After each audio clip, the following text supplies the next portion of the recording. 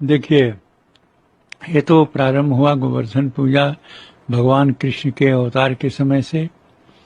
और उसी समय जब इंद्र के कोप हुआ और भगवान कृष्ण ने गोवर्धन पर्वत को अपने अंगुली में उठा लिया था और सारे वृंदावन वासियों को सुरक्षा की थी, क्योंकि उन्होंने कहा कि इंद्र की पूजा इंद्र के करने की अपेक्षा हम उनकी पूजा करें जिससे हमारा कल्याण होता है।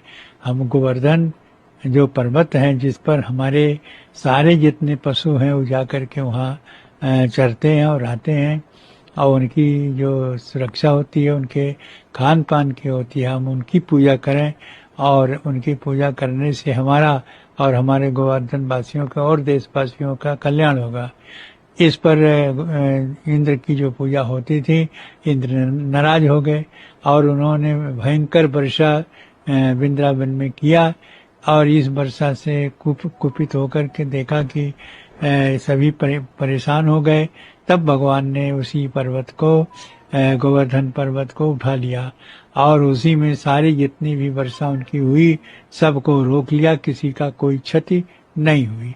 तब से इसी प्रकार से होता है कि यदि हम गोवर्धन की पूजा करते हैं तो जैसे वृंदावन वासियों को और देशवासियों की रक्षा हुई है उसी प्रकार से हमारी और सबकी रक्षा होगी। इसलिए प्रतिवर्ष ये कार्तिक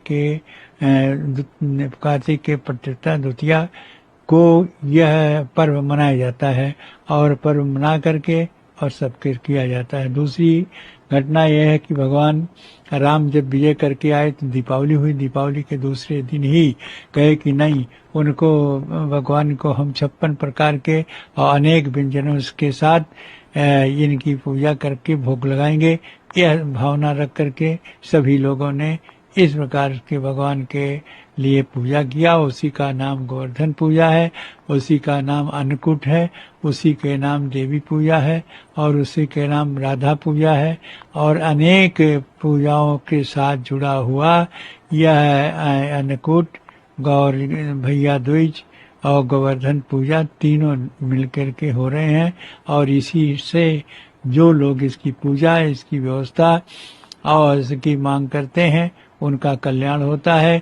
इसीलिए प्रतिवर्ष गोवर्धन की पूजा होती है और गोवर्धन पूजा सभी लोगों को करना चाहिए जिससे सबका कल्याण हो। महाराज जी, आज भैया दूज भी है, तो भैया दूज पे जो इसका क्या होता है? हाँ, दोनों होता है कि भैया दूज इस रूप मनाई जाती है कि जमुना और जमराज का ये एक भाई बहन है और जो आज के दिन यमुना की पूजा करता है भैया दूज के रूप में, उसको यमराज कोप उस पर नहीं पड़ता और वह यह उसके ऊपर कोई भी प्रभाव यमराज का नहीं होता है, क्योंकि यमराज की बहन यमुना है और यमुना की पूजा की जाती है और यमुना की पूजा के प्रभाव से यमराज स्वयं प्रसन्न होते हैं और उस व्यक्ति के ऊपर इसका प्रभाव नहीं होता। जो आज के दिन यह भैया दूज है, भैया दूज के दिन यमुना की पूजा करते हैं, उनका कल्याण होता है, उनके ऊपर प्रभाव यमुना का यानी यमराज का नहीं होता। भाई बहन का ऐसा कोई होता? हाँ, भाई बहन, चूंकि यमराज और यमुना दोनों भाई एक ही संतान है, दोनों भाई बहन हैं, इसलिए जब भाई की पूजा हो जाती है तो बहन भी प्रसन्न हो जाती है और बहन की पूजा हो जाती तो भाई भी प्रसन्न हो जाता है। इस पूजा से यमराज भी प्रसन्न हो जाते हैं और साथ साथ यमुना भी प्रसन्न होती हैं। इसीलिए सबका कल्याण होता है।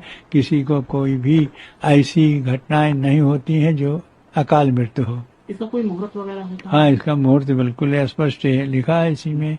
मुहूर्त है तिथि द्वितीया होना चाहिए और द्वितीया तिथि में जितने भी ग्रह दशाएं हैं वो सब आकर के अनुकूल हो जाते हैं। इसलिए इसकी पूजा यह जो भैया दूज की द्वितीया है उसी दिन किया जाता है।